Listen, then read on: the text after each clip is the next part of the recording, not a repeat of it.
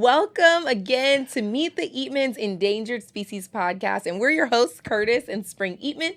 And we're so excited to be here on our podcast where we inspire, uplift, inform, and spotlight individuals and families that are kind of doing something special in the world. But we're excited to be here today for part 2 of our parenting topic. Yes, parenting as partners. Yes, right? Very good. I believe because we're going to be talking about core values to make sure that your family has some success. And the first one, we talked a lot of different topics, from discipline to if the relationship's going to fail, like how do you still parent it the effective way, to many other things that you got to check out if you haven't already. So today we have 3 segments. Yes, very excited about today. All right, so you ready to get get right in. into it? Let's okay, jump. Perfect. So the first one I want to really bring up today is your perspective on should parenting in regards to your kids, do they suffer when the parents argue in front of them, or is it better to show conflict resolution?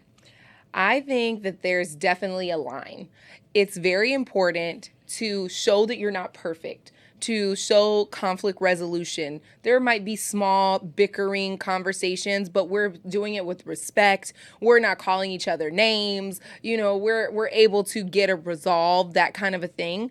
But when there's big topics that are like looming in the relationship, I definitely think those things need to be taken behind closed doors. And even if that bicker or that conversation, that disagreement is happening in front of the kids and it's not leading to a resolution, it's time to table it and say, hey, you know what? Let's talk about this later. Let's figure out when we can come together and create a better solution, so that kids can see that it's also okay to table. And that you're still looking for the solution, even if you haven't been able to find it in front of them. I think that's super important because conflict is going to happen in their lives. And so if we're shielding them from friendships, family, even actual relationships, there's going to be disagreements and conflict. And it's better for them to learn the tools of how to handle those things through their parents doing it healthy than them learning how to like spill out of their emotions. Now, if you're the type of person that you know about yourself that you're not able to reel your emotions in, then probably keep this behind closed doors until you're able to grow in this area, because you also don't want to give that to your kids. That's big. Yeah, because I think we've all witnessed where it can go wrong. Yes. You know, and that's just the reality of it. And what you don't want to do is create a space of duplication, thinking that, oh, that's how a man speaks to his wife. Right. If you're the son. Right. Or as even a daughter. Right. You know. Right. Using the tonality of aggression, maybe, or even the wife back and forth, right? And so that can definitely create a space of, oh, okay, because ultimately I think that I can use an example as when you watch like young girls, right, that watch how their father treats their mother, right, and they create this paradigm in their head that, okay, that's how they're supposed to treat me. So then they seek for it indirectly, not knowing that they're seeking for that. And so they'll be okay if they saw their father, unfortunately abuse their mom with words, right? They'll be okay with it because they were raised in a household saying that's okay. Right. But it could also go flip, saying, oh, I saw what that did to my mom. Right. And I will never allow that standard to be to me. Right. So it's always both ways, in my opinion. So I think it's super sorry. Go ahead. I'm done with that point. I think it's so important for you to fight fair, especially in front of your kids. No name calling, no belittling, none of that kind of stuff is very, very important. But when it happens the wrong way, you do see those effects. Like I have a cousin who, for the longest time, she would just get in these terrible relationships, and we would talk, and she's like, this guy, I know he's into me, but he's just too nice. Like, there's something about everything's just too nice, and he's just like, there's nothing wrong with him. And I'm like, why do you have to have something wrong with him? So that was her normal. That was her normal. Ooh. She equated dysfunction with love. because Yeah. that's how she saw things Yeah. growing up. And it took her a long time to correct that in herself, which Good for I'm her. grateful today she Yeah, that's did. a She has a blessing. loving marriage, very happy, all the things. I love But that. I remember watching her go through that and see how many people end up in those cycles. You know, a lot of people end up in those cycles where they start looking for love in All all the the wrong. wrong places. I don't even know if that's the tune. It's your tune now. All right. You know, it's on SoundCloud. It should be sold after this. iTunes eventually. All right, legit. Oh my gosh. Okay. So should one parent's career aspirations take precedence for the benefit of the family? So and how does that affect the children? Um, the benefit of the family, right? I think it's interesting because when you start having children, everything you do as a parent, you're doing it for the child Right. ultimately, right? Right. You're trying to uplift the family to a different level, right? But should it take precedence over the benefit of the family? I don't understand why it wouldn't ultimately benefit the family in the first place. Right? If you are the leader of your family, I'm gonna use a man's perspective, right? If I'm the provider, protector, I'm supposed to provide stability, security, and my decisions is ultimately to uplift our family. Why would my career not do that? Right? Um, like, why would I not make decisions that ultimately are going to elevate and advance my family's lifestyle? If I'm not in alignment of that, then I'm out of position of running my kingdom for my family in the first place. Right? So what about this? What happens if it's the type of position where it takes you away from your family often and you're not able to spend time with the kids and it's starting to affect the kids? Like so how do you think about that, or do you think is it the same answer? I don't know. No, I think that could be tough. I mean, it just really depends on, again, your family's dynamic. I mean, you Not look a at black and white it's answer. not really about it's I think it's an exception, and I think ultimately you gotta paint the vision or cast a vision of where you want the family to be, right? And then, like, for example, if I'm in the military and I'm being deployed consistently, right? When I'm gonna tell the commander in chief, say no, I can't go on this mission, right? Then Right. I'm not going to be in that career anymore. Now it's a choice, of course. Yes. Right? Now the choice is going to be, do I want to do that activity that takes me away from my family for this season? Right? And or do I want to switch my career? Maybe you're a police officer, maybe you're a firefighter. Maybe there's so many different Yeah. things other than just business or working that may be taking you away from your family. But if you notice that your family is drifting from what they need from you because you're not present, then you have to make a hard decision based on, okay, am I just doing this because it mostly benefits me? Or is my family, unfortunately, taking the burden of my decision for myself? Right. So I think that's a very tough decision that a lot of people got to make. And ultimately, it ties down to revenue. Because if you were in a position of making more income, then you can have more time to do the things that you were doing. But sometimes going to more income can have more responsibility depending on your environment. Right. Right. So it's not really a black and white answer for me. I think it's case by case, depending on, again, what you're doing, what is the responsibility, what is the threat of me doing? Is this a life threat? I'm using an example, military now, right? Or police or anything like that, or firefighter. Like, you're putting your life on the line. Yeah. That's a different type of deal versus someone that just runs a company that goes to work every day in a corporate building. Right. It's a different conversation depending on, again, who you are and what you want your family to become. Yeah, I think also this just really depends on the support system and the communication between you and that support system.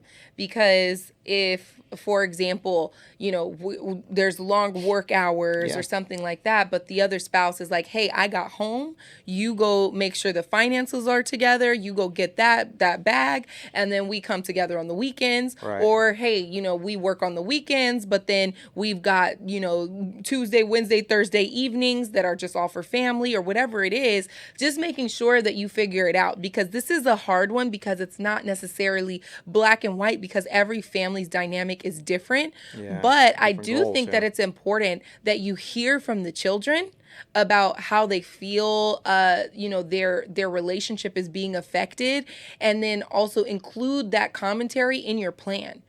So, for example, when we talk to our kids, and because we do work and we travel a lot and we Yeah. have a lot of stuff with business, and but our kids are clear. Hey, on Fridays we go golfing. Hey, on Thursdays we can go to the country club and have dinner. You have your date. You have your date. You have your date. We'll drive you to school in the morning, so you have that time with us. X, Y, and Z. If you ask, we'll come do lunch with you at school, whatever the case is. Right. So then that way they always understand and feel like their voice is being heard. Yeah. And even if we can't just drop everything and be there every single night at dinner time, they are clear that they have their time. And so I think when kids Quality. have an issue with schedule and things like that, a lot of times it has less to do about the time than it has to do with their time and them feeling like they're getting enough of you. And so I think that it's just making sure that they have that peace of mind and you're listening to them, because it's very easy to start jumping to the defense when you're not present as often because you're trying to make a living for your family. Yeah. It's very easy to jump to the fence. Well, I do this for you and you don't even know. And I don't want to do this. I would rather, It's easier to do that than to just hear what they're having to say and take that into account. Let them feel understood and let them feel heard, and then say, you know what, how do you feel if we together come up with a plan that makes you feel like we are able to spend more quality time? I like that. It almost comes down to one of the conversations we've had about love languages. So because what one kid needs in quality time is different than what the other kid needs. Correct. One kid might only need 10 minutes. The other kid might feel, I need 2 hours with you, just staring in my eyes. Like Exactly. And it just might be the reality of it. Right. So like, what fills your cup? Yeah. In regards to your love language. Right. And that relationship. That's so good. So, because like Madison, she needs you to sit and listen to her tell some stories about her day. We're going to tell some stories. Cole, he just wants you to sit on the couch and watch a movie with him. He doesn't even want to hear, he doesn't need you to talk to him. So it just depends on the kid. It really does. Right? And Nova wants to hug you and kiss you.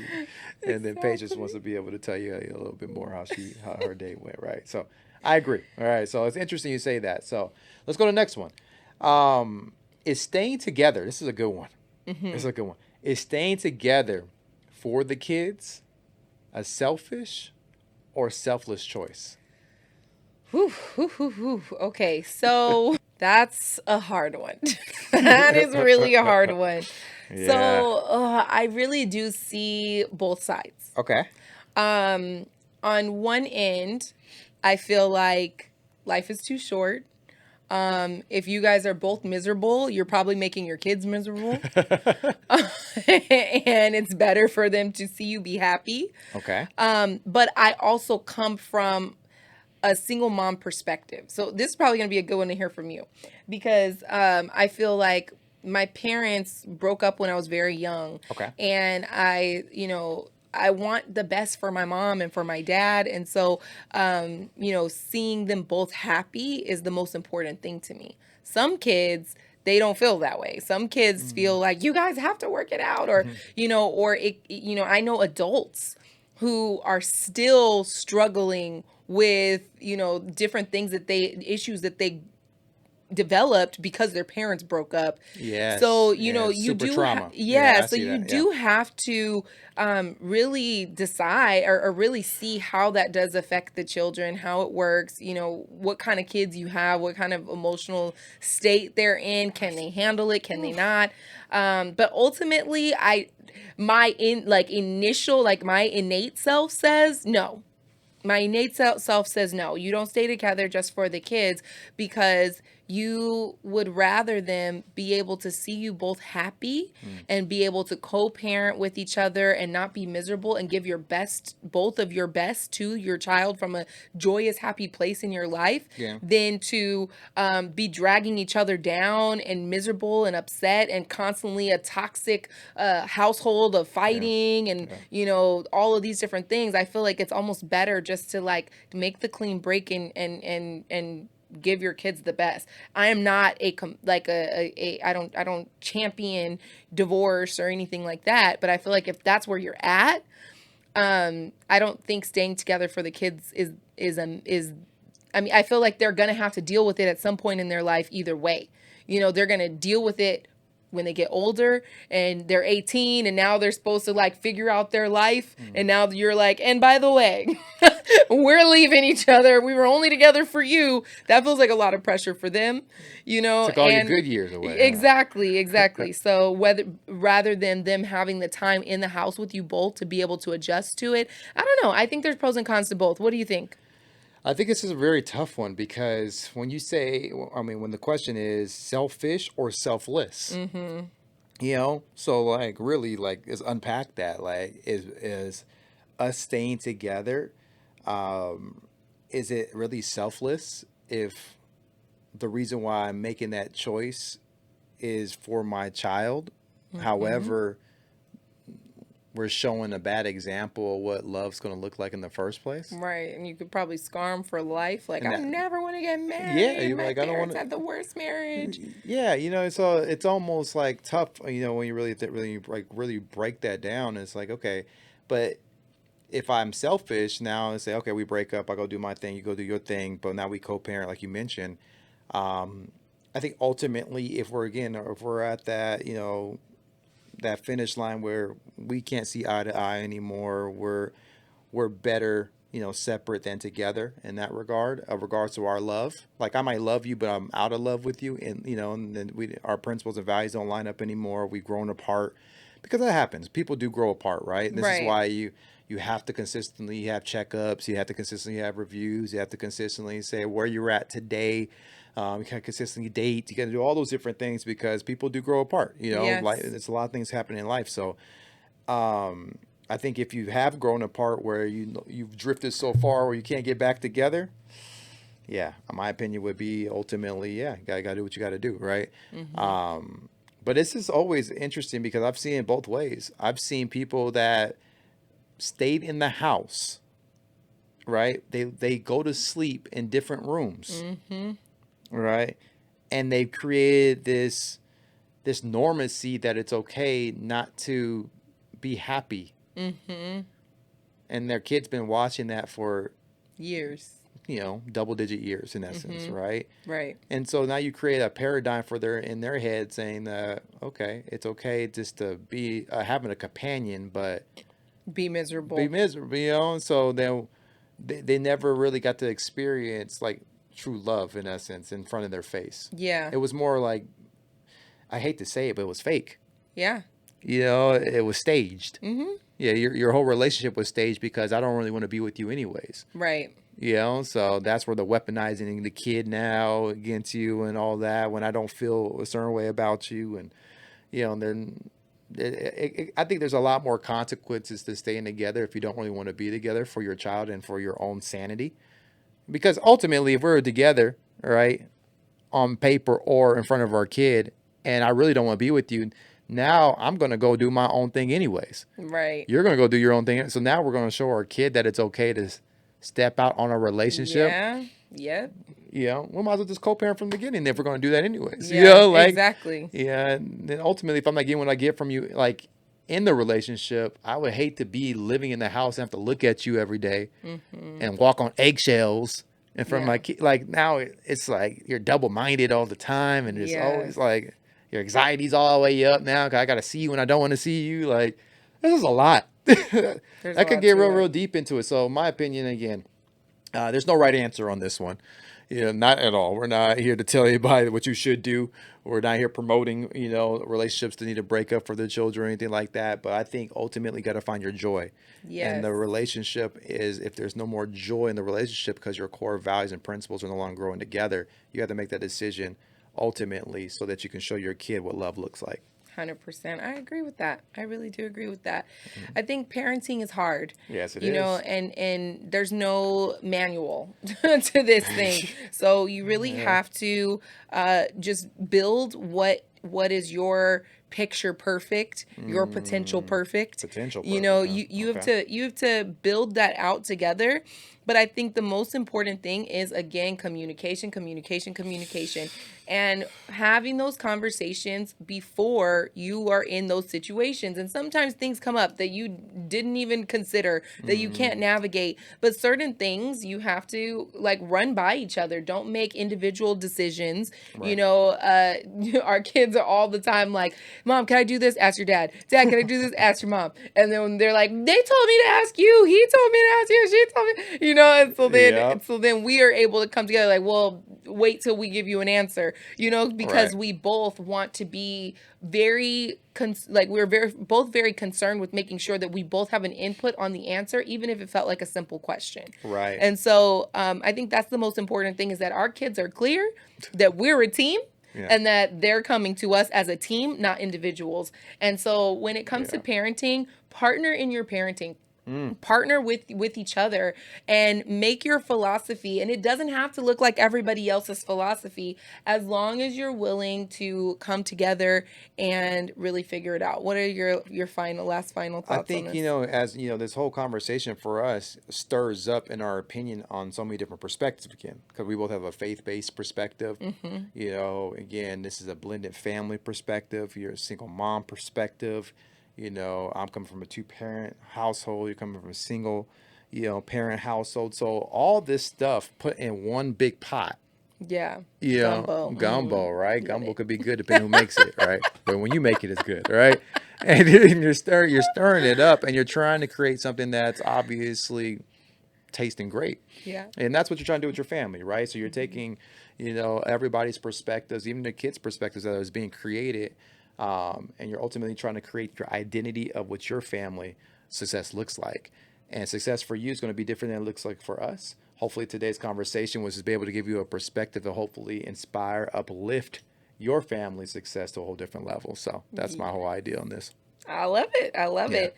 Well, we're excited for you guys to have been here. I hope that you received something from this today. And, with this world that we say is always constantly changing and things that are Yes. always constantly evolving, we want to keep the family values and principles together and understand that it's important that we reach inside of ourselves, find those endangered things, and create something really, really impactful and special. Because at the end of the day, as endangered species, our survival is not only important, Yes. but it's vital.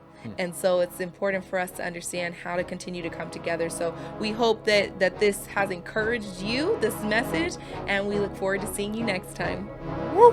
Let's do it.